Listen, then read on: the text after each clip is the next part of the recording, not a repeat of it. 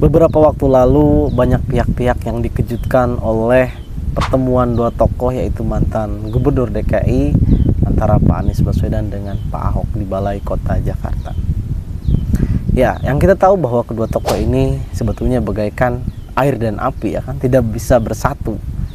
Kita tahu semua bahwa pada tahun 2017 lalu saat Pilkada DKI bahwa isu SARA, isu agama, isu segala macam pun ada di situ. Dimana kita tahu bahwa para pendukung Pak Anies Baswedan yang pada saat itu menggunakan isu keagamaan untuk mengalahkan Pak Basuki atau Pak Ahok, dan memang nyata secara jelas dipertontonkan kepada publik. Bagaimana kita lihat dulu bahwa menyerang secara suku, ya kan, orang Tionghoa gitu. Kemudian yang paling ngeri juga nih terkait dengan persoalan-persoalan agama gitu, dimana dulu itu katanya yang pendukung Pak Ahok adalah orang kafir gitu kan, masuk neraka gitu, dan banyak lagi dalil-dalil yang disampaikan untuk pembenaran atau untuk kemenangan Pak Anies Baswedan.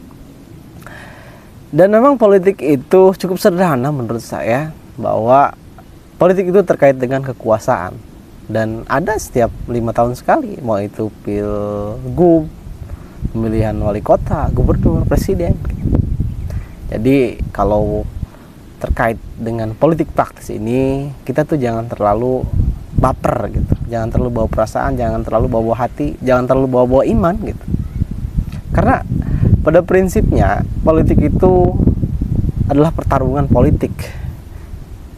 Jadi pada prinsipnya politik itu adalah untuk mencapai kekuasaan dengan cara apapun, ya kan, namanya juga orang bertarung ingin memenangkan kekuasaan, ya tentu dengan instrumen, dengan cara apapun akan digunakan. Entah itu dengan cara memang yang sesuai dengan aturan, entah itu cara yang tidak sesuai dengan aturan tapi di belakang layar. Itulah politik gitu. Jadi saya kira untuk pembelajaran buat kita semua, kalau politik itu sederhana, nggak usah kita bawa-bawa agama, nggak bawa-bawa suku, ras gitu kan.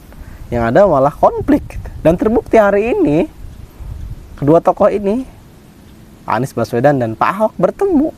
Bahkan juga katanya ada kejutan nanti dari mereka, entah itu mungkin untuk mendukung pemerintahan Pramono dan Rano ini gitu kan, entah itu mungkin di dewan apa ya, dewan pertimbangan mungkin, atau apapun, saya nggak tahu gitu. Yang jelas ini kan suatu hal yang memang untuk orang politik tidak aneh gitu. Tapi kalau untuk para pendukung Pak Anies gitu, mungkin orang-orang yang agamis gitu kan, karena dulu kan menggunakan isu keagamaan, ya kan. Dulu itu kan di demo itu Pak Ahok berjilid-jilid gitu kan, ada 212, ada 411 dan seterusnya, ada Istima dan semacamnya gitu kan. Ada gerakan ulama, gerakan pokoknya macam-macam dan seterusnya. Saya hampir lupa lagi juga. Mungkin teman-teman juga, bahwa Bapak semua tahu lah waktu Pilkada DKI 2017 lalu kan, itu wah luar biasa kan dinamikanya, ya begitulah, seru dan cukup menakutkan menurut saya. Dan semoga ke depan pilkada seperti itu tidak ada lagi menurut saya, karena sangat-sangat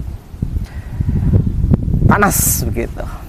Ya, jadi dalam politik itu tidak harus membawa agama, ras, suku gitu. Kalau mau masuk surga ya ibadah dengan benar gitu, nggak usah ikut-ikut politik. Justru kalau ulama ikut politik, nah itu yang perlu dipertanyakan, memang haknya gitu. Tetapi ketika memang masuk ke dalam dunia politik, ya tadi itu, bahwa strategi apapun akan digunakan. Entah itu strategi yang baik, yang benar, ataupun strategi salah pun bisa digunakan untuk mendapatkan kekuasaan itu gitu.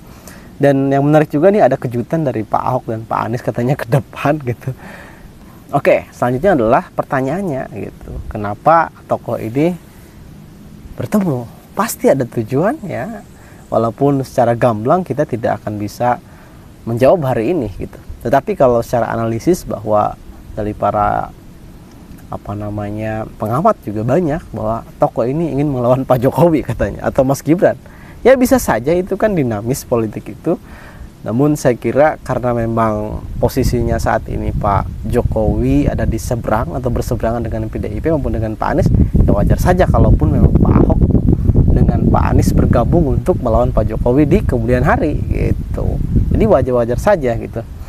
Ya, walaupun secara historis bahwa ketika Pilkada DKI 2017 itu yang di belakang Pak Ahok itu adalah Pak Jokowi gitu, yang mendukung gitu sebetulnya. Dan ini kan wajar-wajar saja karena pada saat itu mungkin Pak Jokowi juga ada kepentingan dengan Pak Ahok gitu. Begitupun sebaliknya.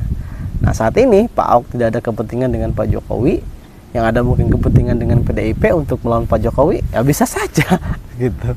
Dan patut kita tunggu juga ini kejutan apakah nanti yang akan hadir di tengah-tengah kita. Kita lihat saja karena cukup menarik gitu. Ahoker bergabung dengan anak Abah. Ya, untuk teman-teman alumni 212 ataupun Ahoker, bagaimana nih pendapatnya dengan bertemunya kedua tokoh ini?